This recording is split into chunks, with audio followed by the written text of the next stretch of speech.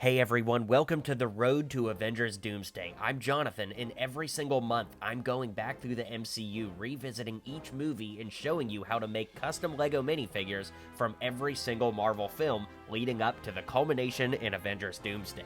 We've made it a long way so far, so be sure to hit like and subscribe, and let's get into today's movie starting now. Alright guys, our journey toward Avengers Doomsday has brought us to Black Widow, which is interesting. It's one of the few MCU movies that was released not in chronological order, in the sense that it took place after Civil War but before Infinity War, but came out after Endgame. This was an interesting movie when it came out. It's not one of my favorite Marvel movies, to be completely honest, but it was great to finally see Black Widow get her own film, and I think that Scarlett Johansson really got to shine in this movie. Plus, it gave us Red Guardian, Yelena, who are still carrying forward in the MCU, and I'm really excited to see what happens with them in the Thunderbolts. So with that being said, let's get into today's video now.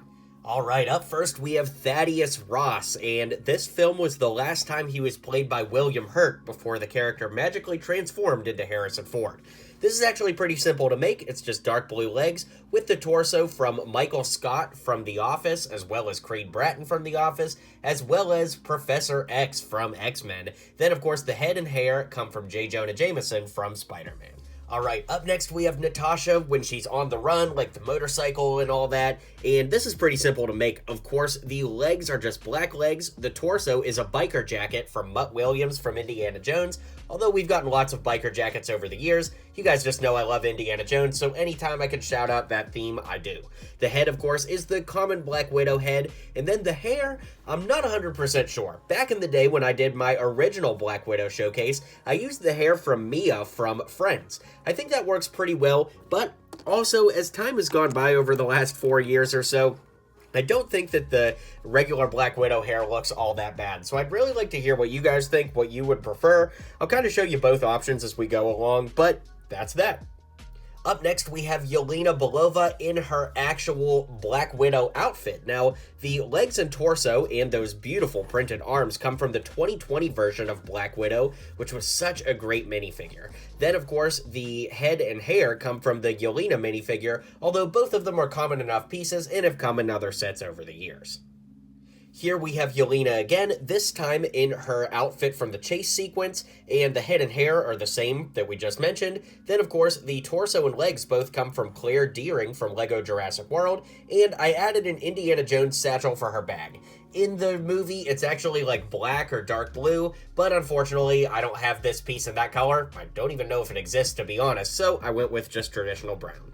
Alright, here we have Dreykov, and I really didn't use too many pieces for this one. The hair is just the receding gray hairline. It's come in a lot of different places. Then the face is from the character that Chris Hemsworth plays in the 2016 Ghostbusters movie, Kevin. Yeah, everybody loved that movie, that's for sure. Then, of course, the torso and legs come from the 2012 version of Bruce Wayne.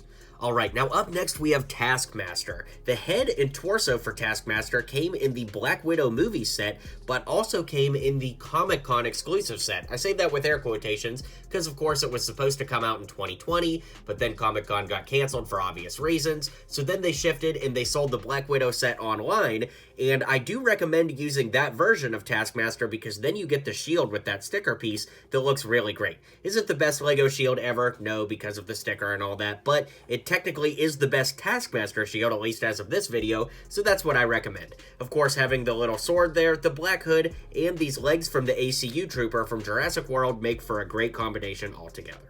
Then, of course, we can lift up the helmet and head and go ahead and add a hairpiece with the face from Burnt Anakin from LEGO Star Wars to go ahead and give that unmasked look for the character.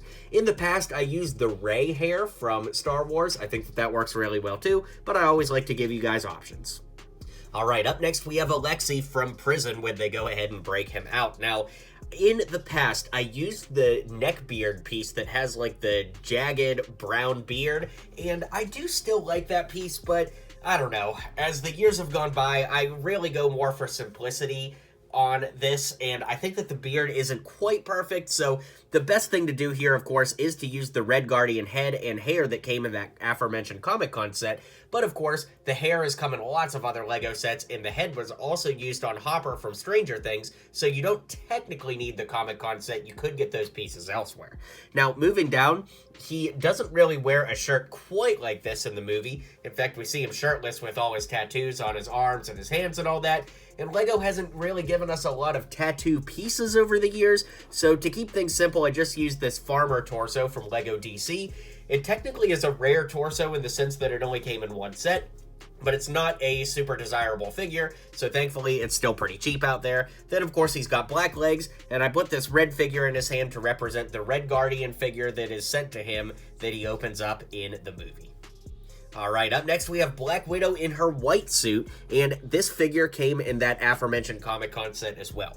The only real changes or upgrades I made here are adding the wristbands here for her widow stingers, which of course uses the handcuff trick, where you take a pair of LEGO handcuffs, cut the chain off, and then put the handcuffs back on. That way it looks like your figures have just a little bit more bulk. And as promised, I told you I would show you what different figures looked like, or rather what Black Widow looks like with that hair from Mia from Friends. So there it is there. I like both versions, but whatever you have will work just fine. Alright, now we have Yelena in her green vest. The legs here, of course, are from the same Black Widow we looked at. They shared the legs between the two sets, so one came in a store release set, and the other pair came in that Comic-Con set. But everything you see here from head to toe is from the retail released set that had Yelena in it, except for the hair, which actually comes from General Leia from LEGO Star Wars. I think that that works out really well. Of course, if you don't have that and you just want to use the yellow ponytail, that doesn't really look too bad either, but I don't know. I just really like the color contrast and the style of this one, so that's what I recommend for this part. Okay, now we have Red Guardian, and as mentioned, the torso came from that Comic-Con set as well. Then, of course, the shield, which is just a regular piece with that sticker on there, is from the Comic-Con set too. Then everything else here you can get elsewhere. Of course, that head underneath is technically the Comic-Con head, but it is also from Hopper from Stranger Things. The helmet piece, I think, works really well. That's from the Justice League movie Flash figure. The printed arms come from Deadshot from DC with white hands, and the dual-molded red and white legs from Falcon from the 2020 Avengers accessory pack. Now, you'll notice that the torso is a dark red color, and all of the other parts I used are that light red, but the reality is, in the movie, his suit is way more skewing toward light red than dark red, so actually using these colors in contrast kind of helps meet in the middle, and I like that quite a bit. Alright, here we have Melina in her Black Widow suit, which looks really good. The head comes from one of the First Order officer characters from LEGO Star Wars, with this long brown ponytail piece. Then, of course, making sure you've got those printed arms with the widow stingers on there looks really great.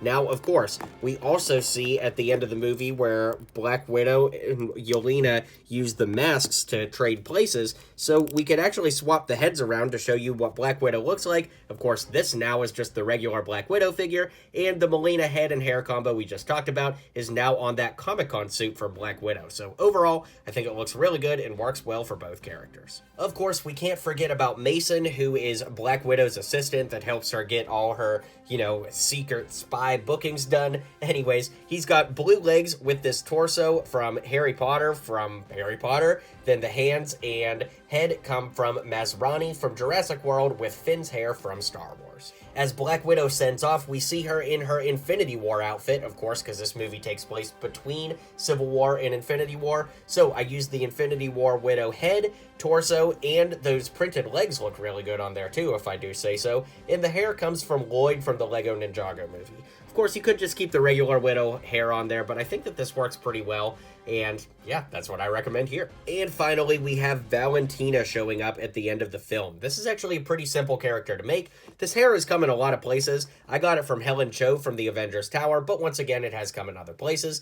The head comes from Elaine, because she's played by Julia Louis-Dreyfus, who also plays Valentina, so that works out perfect. That comes from the Seinfeld set. Then the torso and legs come from Snape from Harry Potter, with those dark red gloves to finish the look. So with that being said, let's wrap up the showcase and call it a day. Alright guys, let me know what you thought of this showcase, and stay tuned as we continue traveling through the MCU. It's actually kind of interesting to be at this point, because The Black Widow movie showcase that I made before was about 4 years ago as of recording this, but it kind of feels like one of the newer Marvel movies. So it is kind of interesting as we continue month to month to get closer to videos that I didn't make all that long ago, but still deserve their rightful updates. So stay tuned for those. Shang-Chi will be coming soon. Really excited about that, as with all the Marvel movies. So I'll see you guys soon, and until next time, build on.